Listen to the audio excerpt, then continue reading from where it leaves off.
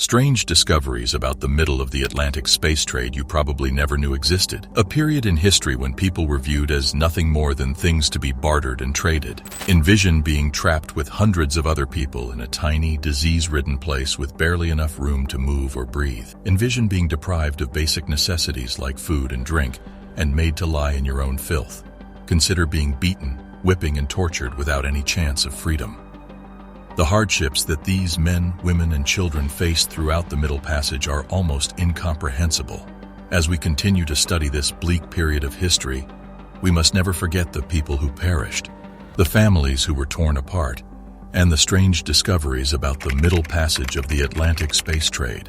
Millions of Africans were transported from Africa to the New World as slaves, a trip known as the Middle Passage. This trip was one of the most torturous and degrading experiences a human being could go through. The Atlantic slave trade is crucial to comprehending the Middle Passage.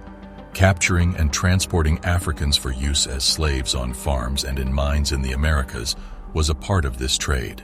The shipping of Africans as slaves began in the 15th century and continued into the 19th, with the greatest numbers being shipped during the 18th century. The journey from Africa to the Americas, known as the Middle Passage, was the most perilous stage of the slave trade. It may take weeks or even months to complete the journey, depending on the ship's path and the weather. Slaves were crammed inside the ship's hold, which had no ventilation or lighting and was dark and dirty. Slaves frequently became ill, were hurt, or lost their lives due to the appalling conditions they were forced to endure. Many atrocities occurred during the Middle Passage. The overwhelming quantity of people jammed into such a short area is immediately noticeable. Slaves were crammed into the hold of the ships like sardines, with space for up to 600 in each vessel. Slaves were tied to one another, with no more than a few inches of space between them. They had no choice but to sleep in a fetid pool of their own pee and feces. There wasn't any fresh air or ventilation, and the heat was unbearable. The number of African slaves on board vastly outweighed the crew. Slave traffickers needed strict rules in order to keep their slaves under control. The few sailors wouldn't have made it through captivity without the use of shackles and manacles, weapons, and a brutal rule. Each slave ship had its own captain and crew who created their own routines for everything from feeding and exercising the prisoners to marshaling and controlling them. Chained African men were exercised by the crew whenever the weather allowed. However, the majority of the Africans' time on the ship was spent below decks in solitary confinement. Slaves were merely property, not people.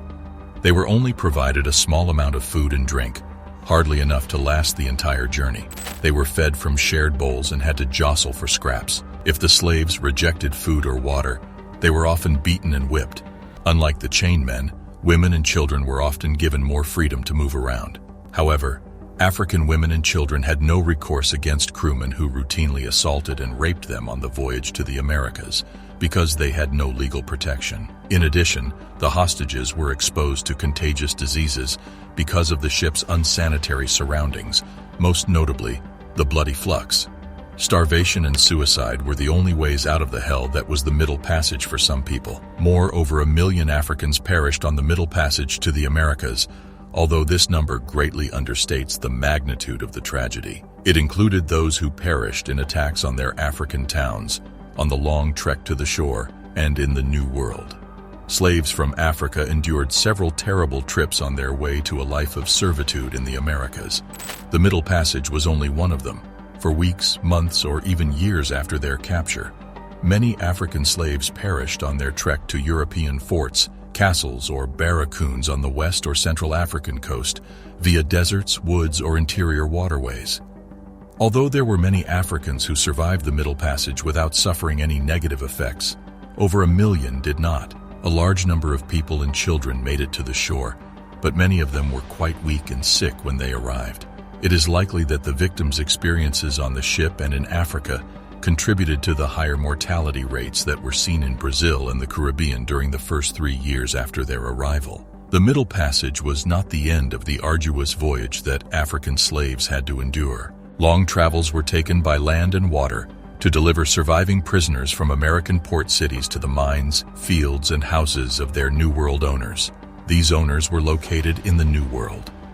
It is possible that the ordeal of the Middle Passage continued for those Africans who made it over the Atlantic in the form of backbreaking labor once they arrived in the Americas. The trip was unpleasant for a variety of other reasons as well. Slaves were frequently forced to be separated from their families and often never saw them again after being taken from them.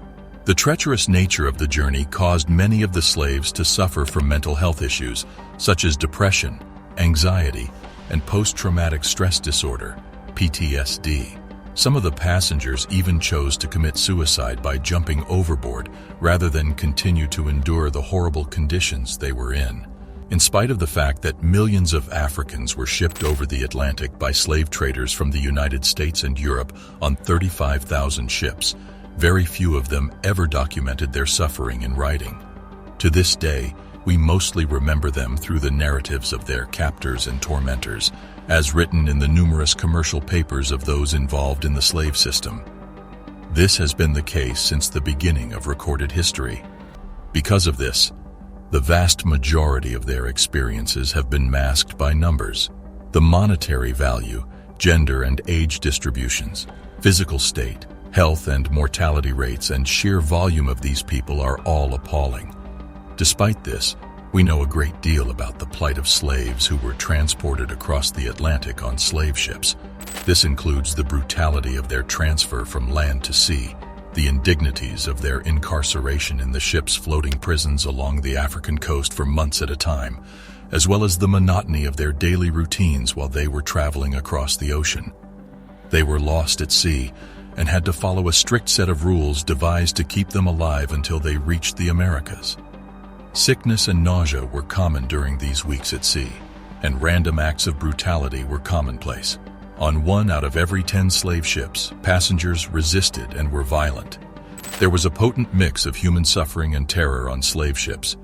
These were the events that defined the entire African diaspora, both the 11 million who made it to land and the million or more who did not. Olada Equiano's account of the Middle Passage is the most well-known.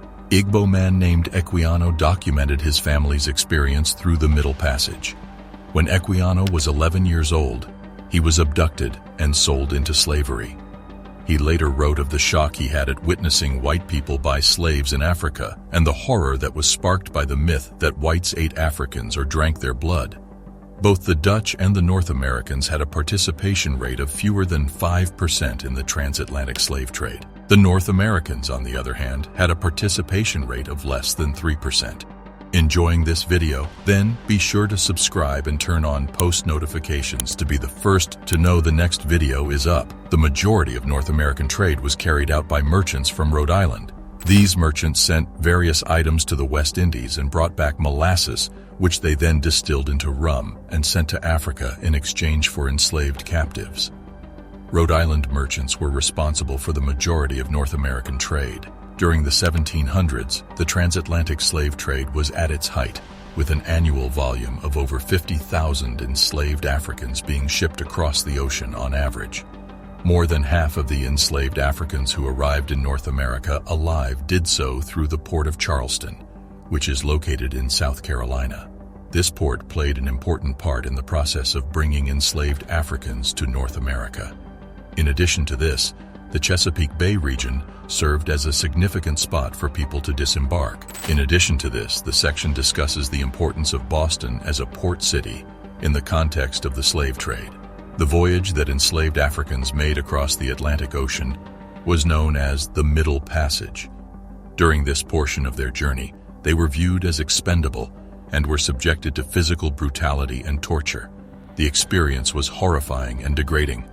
Nevertheless, it is of the utmost importance to face this harrowing past in order to serve as a constant reminder of the depths to which humanity is capable of sinking and the resiliency that may emerge when faced with adversity. Strange punishments given to slaves. Click on the next video to find out more.